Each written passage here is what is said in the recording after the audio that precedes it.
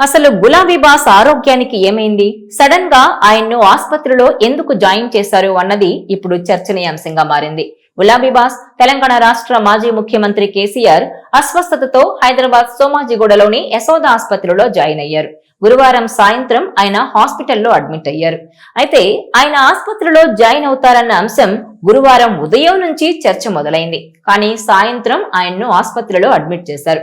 గత కొన్ని రోజులుగా ఆయన నీరసంగా ఉండడంతో టెస్టుల కోసమని యశోదకు వచ్చిన ఆయన్ను ఆస్పత్రిలో జాయిన్ చేశారు. ఆ తర్వాత ఆయనకు పలు టెస్టులు చేసిన యశోద ఆస్పత్రి వైద్యులు హెల్త్ బులెటిన్ ను కూడా విడుదల చేశారు. కేసీఆర్ కు రక్తంలో షుగర్ స్థాయిలు అధికంగా, సోడియం స్థాయిలు తక్కువగా ఉన్నట్టు గుర్తించారు. అందుకే ఆయనకు షుగర్, సోడియం సాధారణ స్థాయికి వచ్చే వరకు వైద్యుల పర్యవేక్షణలో ఉంటారని తెలిపారు యశోద వైద్యులు. నిజానికి కొన్ని దశాబ్దాలుగా డాక్టర్ ఎంవి రావు కేసీఆర్ కు వైద్య సేవల్ని అందిస్తున్నారు. యశోద ఆసుపత్రిలో కేసీఆర్ చేరే సమయంలో ఆయన కుటుంబ సభ్యులు గులాబీ బాస్ వెంటే ఉన్నారు. ఇక పార్టీ నేతలు, కార్యకర్తలు, అభిమానులు పెద్ద ఎత్తున యశోద ఆసుపత్రికి తరలి వచ్చారు.